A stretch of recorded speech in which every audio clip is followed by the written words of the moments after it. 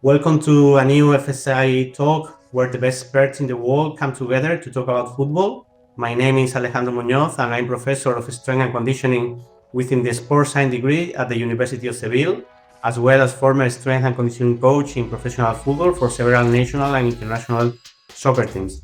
My current research focuses on integrating flywheel training into a strength training methodology to both reduce the injury risk and enhance athletic performance, especially in football players. As a former FSI student, it's a pleasure for me to moderate this session. And today we are going to talk about why flywheel training works for soccer.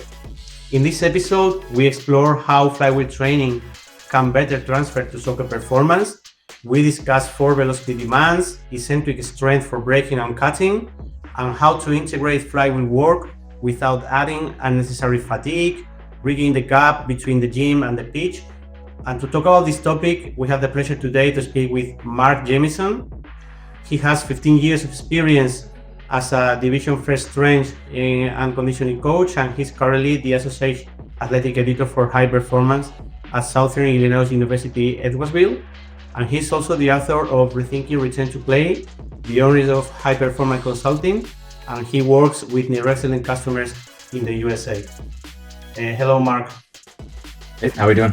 Pleasure to be here. Thanks for having me on.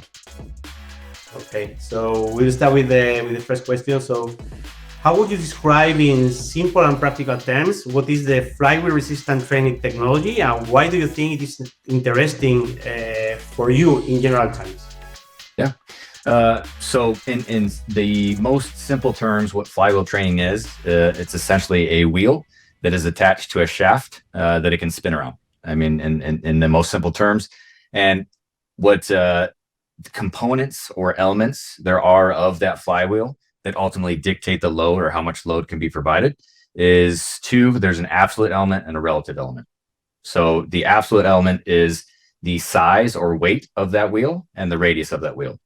The relative element, which is very unique with a flywheel compared to traditional resistance training, is that the acceleration given by the athlete ultimately dictates the load. So the load is variable and it's also unlimited. It's essentially Newton's first law, right? Whatever goes in motion stays in motion. So that is essentially how a flywheel works. So an athlete will say it's a squat pattern. When they stand up, they will generate force to accelerate that wheel. What happens with that is it will generate an angular velocity that stores kinetic energy. So the faster they move a heavier wheel, the greater their total load or force is going to be. And energy can, in typical resistance training, energy will dissipate as heat, and momentum and speed and things like that. In a flywheel, that energy is directly returned to the athlete during the eccentric phase, which is a very important thing to understand with flywheel training. Now, one thing I typically tend to see with flywheel training when I talk to people about flywheels is they will always assume there's an eccentric overload. That's not necessarily the case, that there's always an eccentric overload. Again, the absolute element of how much inertia, the radius, things like that. But the relative element ultimately dictates if there's an eccentric overload. But the athlete has to produce force during the concentric phase, and they have to produce significantly greater force during the eccentric phase because that rate of loading and speed is significantly faster than traditional training. I think an interesting thing that probably should get more people, if they're already not interested in flywheel training, are really the adaptations that you can get from or that flywheel training drives. Because research will show us that the greatest neural, mechanical, and cellular adaptations tend to come from eccentric loading or eccentric-based exercises. And that's essentially what is the primary stimulus of a flywheel, right? That the eccentric portion is unavoidable, and it's a higher force at higher speeds than any other type of training stimulus. So basically, it seems like it's some kind of technology which is something completely different to traditional or free weights or machine weights or whatever we have been using for years previously. In terms of methodology and how to implement in the daily practice, usually most of the research, despite there is a lot of research in flywheel training, as you know, most of the research is focused on free weights and how to control the free weights. My feeling is that we have tried to implement this kind of methodology and this approach, this traditional approach to the flywheel training technology, but for some mechanical reasons that you have already very well explained, it doesn't work with the flywheel. We must change our mind completely. Free weights are translational movements. We are talking about rotational movements with flywheel.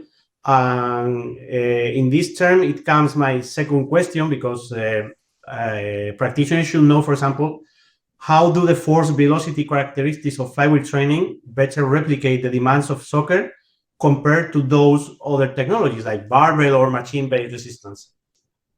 Yeah, I mean, first you got to look at the muscle actions, and force actions of soccer players. There is a lot of cutting actions. There's a lot of change of direction, a lot of whether true accelerations or high speed and intensity running, distance running.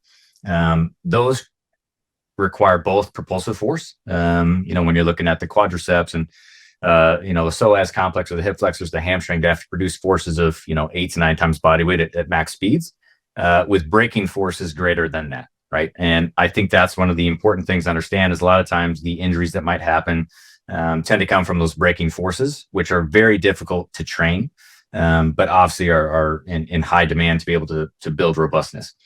Where flywheels prepare you better for those things, again, is to highlight that eccentric exposure, right? The biggest thing is when you look at resistance training, if I put an X amount of weight on a barbell, that is the weight that's being lifted.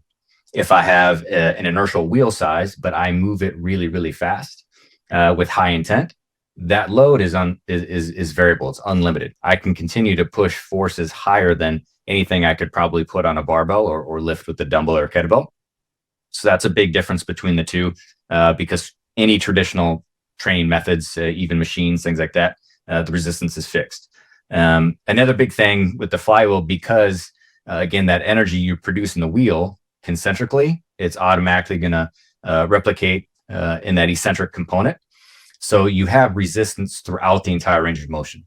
With a machine or with dumbbells or kettlebells, a lot of that's based on, to your point, technique. It's based on the form that they might use or the implement they use.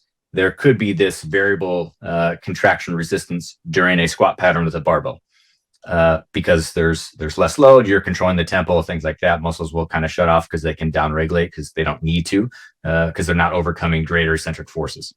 With a flywheel, that resistance is through the entire range of motion. So you're preparing joints for high forces throughout the entire range, deep range and deep flexion through extension and things like that, not just the mid range.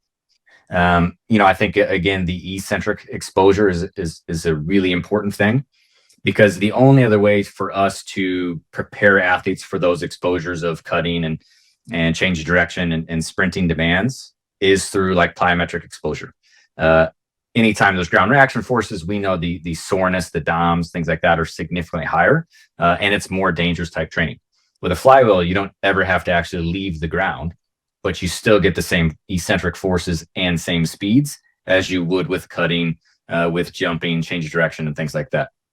So I think that's an important thing that prepares you more for those demands, but also can decrease, ultimately, at the end of the day, the amount of fatigue and soreness that the athlete has to go through to be more prepared for their sport. Yeah, you've highlighted one of the two main advantages or characteristics of the flywheel training technology, which is the variable resistance load and the high tension during the whole range of motion. As you know, flywheel training is less affected by gravity. Of course, it's non-gravity because we are on the Earth. We have gravity, but when you measure, for example, power, with the flywheel, the total amount of power is much less compared to any kind of barbell load because there is no gravity. But it is real power. It is the real power that the athlete executes, because it's just the part of the acceleration momentum. It's not nothing to do with the weight there. So this is very difficult to account this kind of load, to control it. There is no maximum repetition, as you know. It's a limited load, This is why it's difficult to implement in the daily practice. So how do you think, how can coaches and physiotherapists can integrate the Flywheel training into the existing programs without complicating them even more? Right. I think that's one of the big things, right?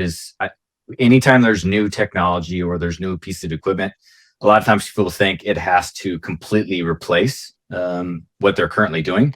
And I don't think that's the case. And I think that's what's really great about flywheels. It doesn't have to completely replace, you're no longer doing deadlifts, you're no longer doing squats. It can be a complement to those things, or it could be used in a microdose situation. So those are typically the two most common areas that we see.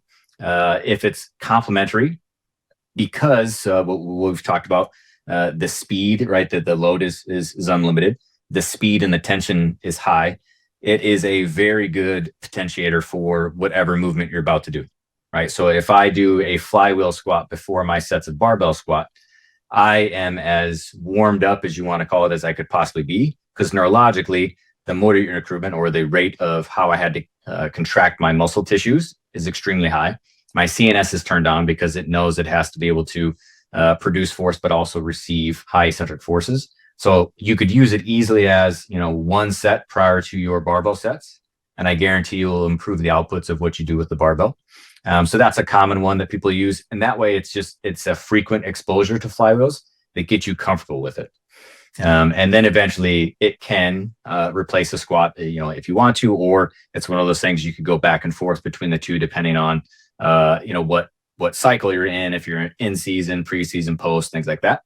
Another way is microdose exposure. So that's a really common one that we see, because if you look at, which I really like, I have from Neuroexcellence is their flywheel leg curl.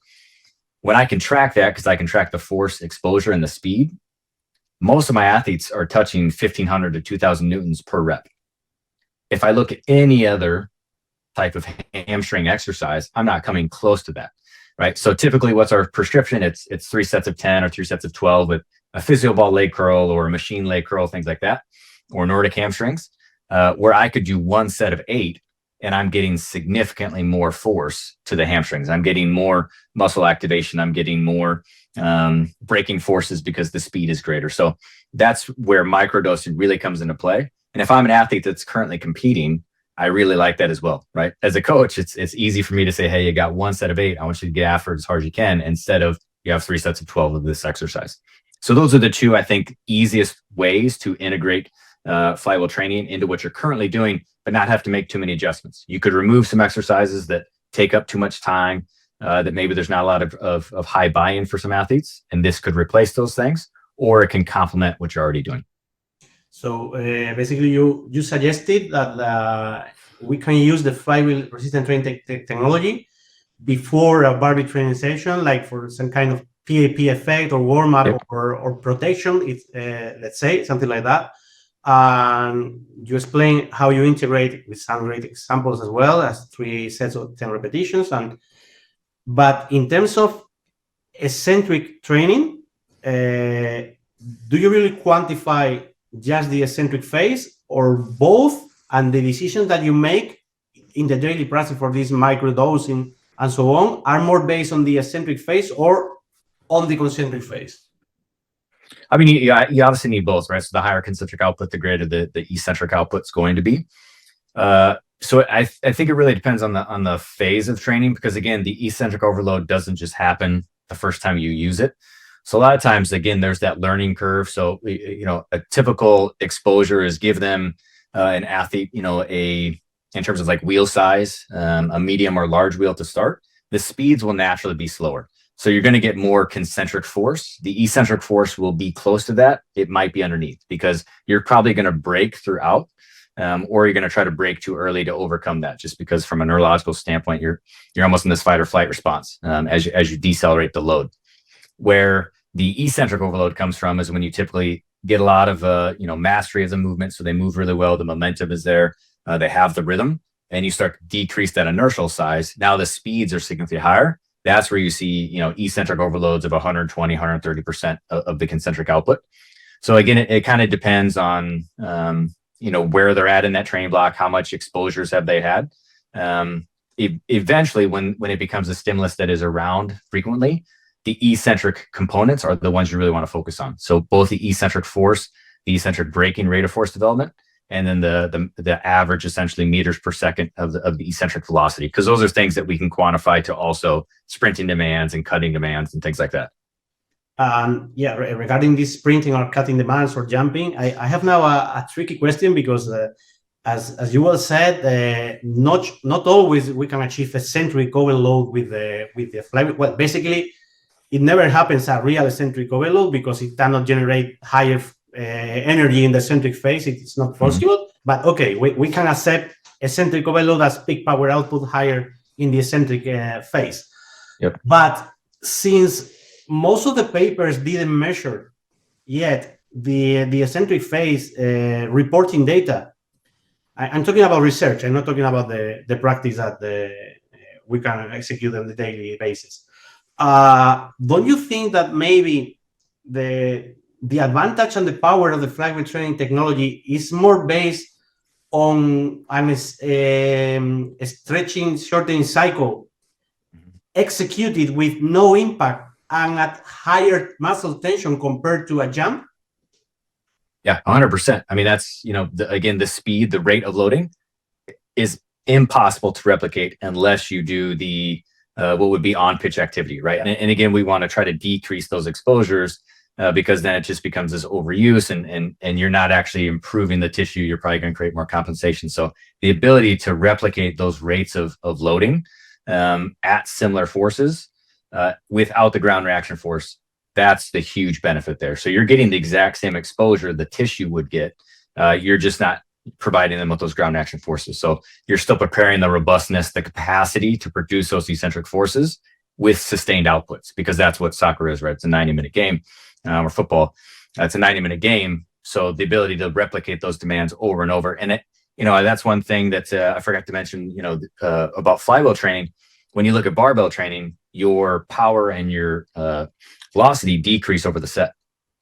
That's not necessarily the case with the flywheel, right? Because you continue to produce the force. So you can continue to have repetitions where I might fail on a barbell at set 10 or 11.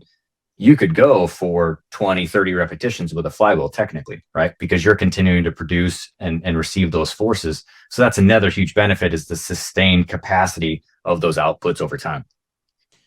Regarding these microdoses that you highlighted before, we are talking about the eccentric phase. Sometimes the eccentric movement and the eccentric component increase more fatigue or muscle damage compared to concentric training. Well, depends. We're talking about soccer. Top elite clubs have congested soccer schedules, and that is a problem. So basically, if someone is playing like Wednesday, Sunday, when is the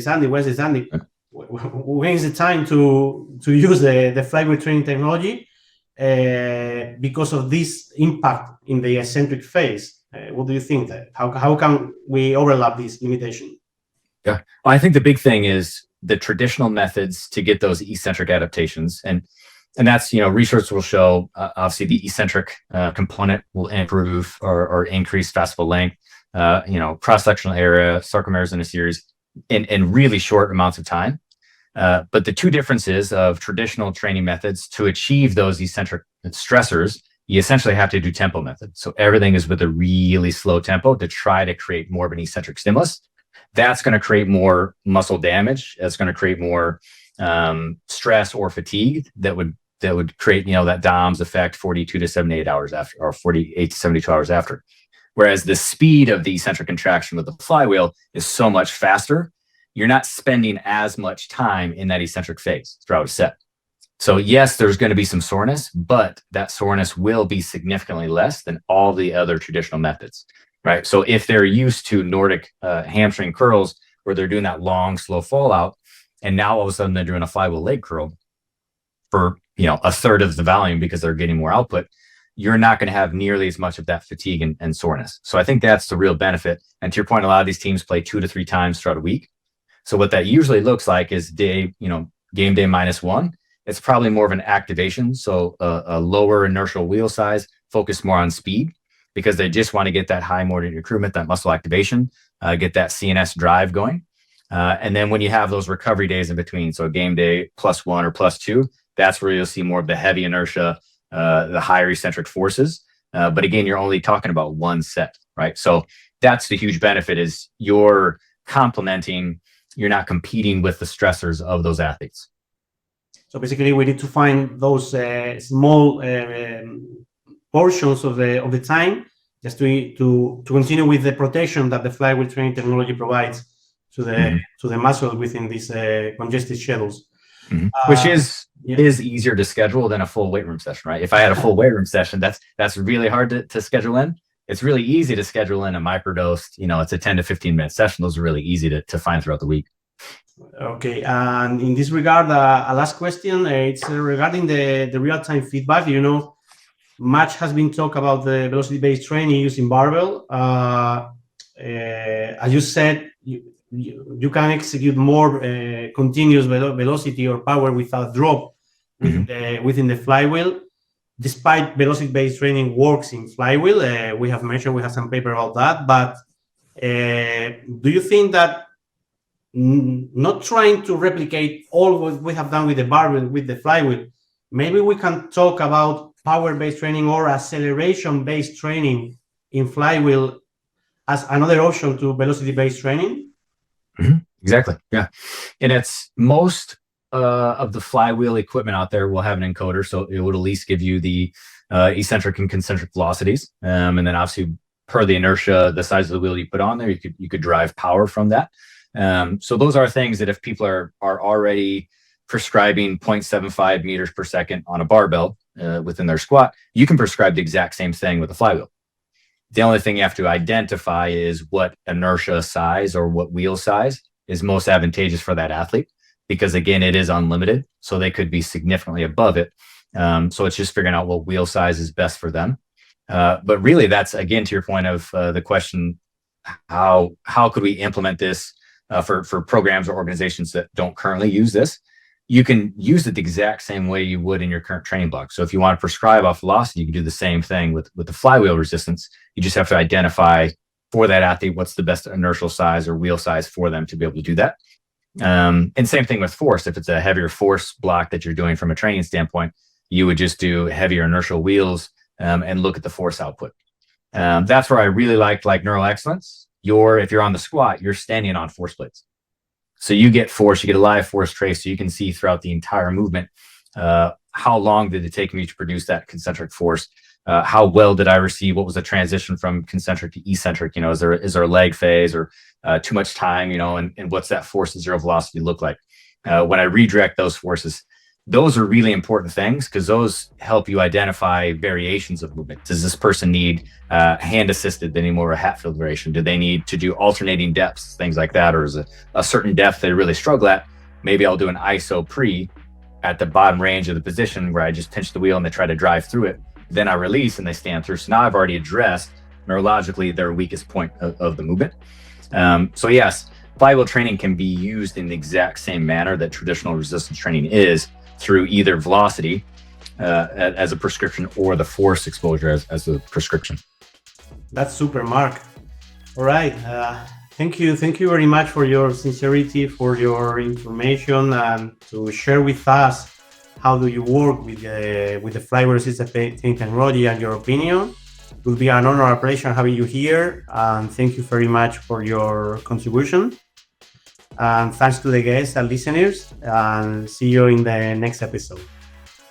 Thank you. Ciao.